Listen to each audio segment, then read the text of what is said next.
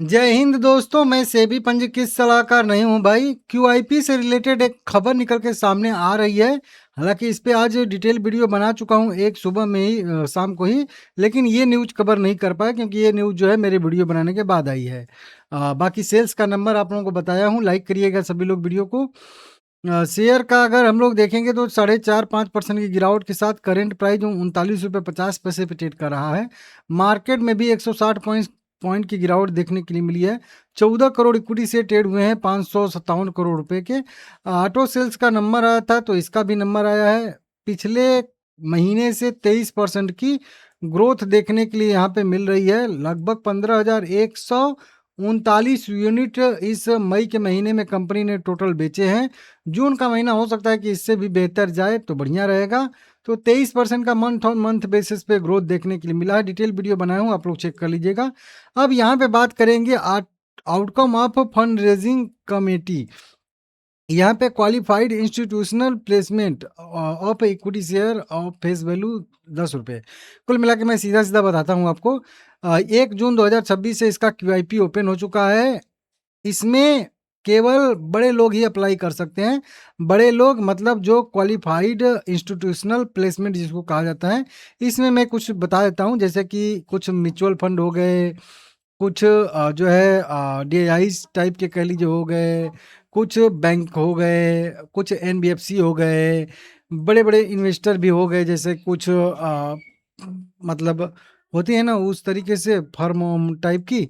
वो सब मतलब बड़े इंस्टीट्यूशनल इन्वेस्टर जो है इसमें केवल लगा सकते हैं, ठीक है ना। हम लोग और आप लोग अप्लाई इसमें नहीं कर सकते, ठीक है ना।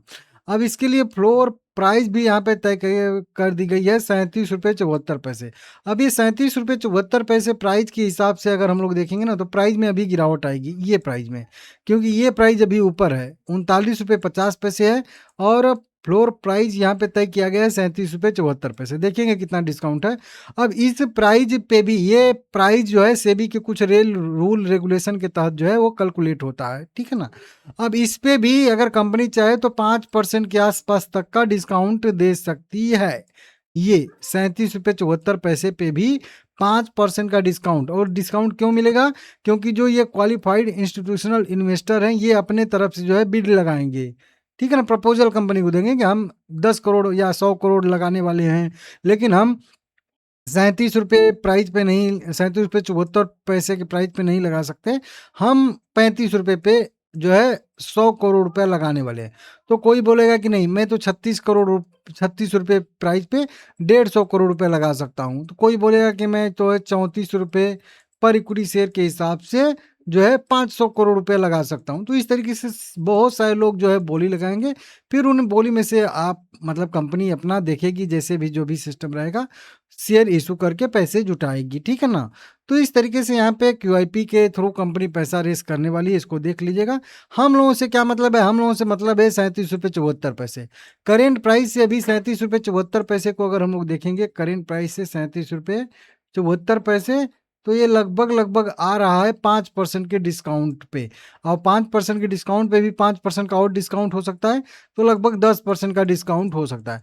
तो जब भी कोई शेयर मार्केट प्राइस से कम प्राइस पे इशू होता है तो प्राइस मार्केट प्राइस उस प्राइस को मैच करने की कोशिश करता है। वहीं पे अगर प्रीमियम पे इशू होता है तो प्रीमियम पे उसको मैच करने की कोशिश करता है। जैसे सीधा सीधा उदाहरण, अभी 37 रुपये 74 पैसे पे प्राइस हो रहा है तो प्राइस ऊपर है तो एक बार 37 रुपये के आसपास आने की कोशिश करेगा।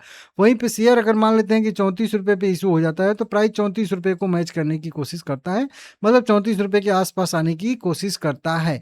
वहीं पे प्राइस मान लेते हैं कि 45 रुपये पे अगर इशू हो रहा है, हालांकि इशू नहीं हो रहा है, तो प्राइस जो है 45 रुपये के आसपास जाने की कोशिश करता है, मैच करने की कोशिश करता है, ठीक है ना। ये चीज़ होता है। तो इससे क्या हम लोगों को पता चल रहा है कि शायद शेयर जो है वो 34 रुपये 74 पैसे के आसपास आने की कोशिश करे, तो मतलब शेयर में गिरावट की थोड़ी बहुत संभावना दिखेगी। अब ये जो क्वालिफाइड इंस्टीट्यूशनल इन्वेस्टर के थ्रू कंपनी फंड रेज कर रही है, पैसा जुटा रही है, तो ये हम लोगों के लिए पॉजिटिव है कि निगेटिव है? जो रिटेल इन्वेस्टर हम लोग हैं इसके हम लोगों के लिए क्या पॉजिटिव है निगेटिव? तो हर चीज़ जो देखिए, जब भी शेयर इशू किया जाता है तो कोई भी कंपनी जब नए शेयर इशू करती है तो वो निगेटिव माना जाता है। मतलब शेयर कैपिटल का बढ़ना, शेयर कैपिटल का बढ़ना मतलब शेयर कैपिटल में आप लोगों को दिखाता हूँ ना कि इतने करोड़ का शेयर कैपिटल है, उतने करोड़ का शेयर कैपिटल है। इसको मैं थोड़ा-सा दिखाई देता हूँ तुरंत आप लोगों को कि शेयर कैपिटल किसको कहते हैं।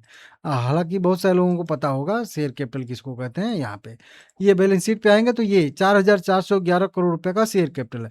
पहले देखिए शेयर कैपिटल इसका 2,000 करोड़ रुपए का था, लेकिन फिर 4400 करोड़ रुपए का हो गया। शेयर कैपिटल बढ़ रहा है, मतलब नए-नए शेयर कंपनी जारी कर रही है। नए शेयर जारी करना मतलब पुराने शेयर की वैल्यू घट जाना। ये मैं आप लोगों को एक उदाहरण से समझाता हूँ। जैसे कि 100 करोड़ इक्विटी शेयर कंपनी ने मार्केट में इश्यू करके रखा है और कंपनी 100 करोड़ रुपए कमा रही है, तो हर एक शेयर पे 1 रुपया कमा रही है, मतलब अर्निंग पर शेयर 1 रुपया हो जाता है। वहीं पे कंपनी 100 करोड़ और इक्विटी शेयर इश्यू कर देती है और फिर भी कंपनी 100 करोड़ रुपए ही कमाती है। तो अब कंपनी के पास 200 करोड़ इक्विटी शेयर हो गए हैं, तो 100 करोड़ रुपए कमाएगी, तो हर शेयर पे अब जो है वो अपना 50 पैसे कमाएगी। तो अपने मेन शेयर जो पहले वाले थे उन पे अब कम हो गया कि नहीं? पहले 1 रुपया कमा रही थी, अब 8 आना कमा रही है 50 पैसे। तो अब शेयर की वैल्यू भी घटेगी ना, क्योंकि अर्निंग घट गई है आपके शेयर की। तो इस तरीके से होता है। तो वो वही है, प्राइस एडजस्ट करने की कोशिश थोड़ा-सा करता है। तो नए शेयर जारी करना नेगेटिव पॉइंट होता है, लेकिन कंपनी जब डूब ही रही है, पैसे की ज़रूरत बहुत सारा है, लगातार कंपनी लॉस कर रही है हर क्वार्टर में, तो कंपनी के बिज़नेस चलाने के लिए चाहिए ही चाहिए ना भाई पैसा। तो वो एक तरीके से पैसा कंपनी को मिलेगा तो एक तरीके से बढ़िया है। वोडाफोन आइडिया को पैसा कहीं से भी मिल जाए, चाहे शेयर इश्यू करके, चाहे कुछ भी करके, तो उसके लिए ऑक्सीजन का ही काम करेगा ना, क्योंकि उसको पैसे की तो सख्त ज़रूरत है। इसी वजह से इसमें भी ओला इलेक्ट्रिक को भी पैसे की ज़रूरत है। पैसा कहीं से भी मिले पॉजिटिव है। हालाँकि जब शेयर नए इश्यू होंगे तो पुराने शेयर की वैल्यू घटती है, तो इसकी वजह से थोड़ा बहुत शेयर प्रेशर में रहता है, ये नॉर्मल देखा जाता है। लाइक करिएगा, आगे भी समझाऊँगा, सिखाऊँगा आप लोगों को, ठीक है ना?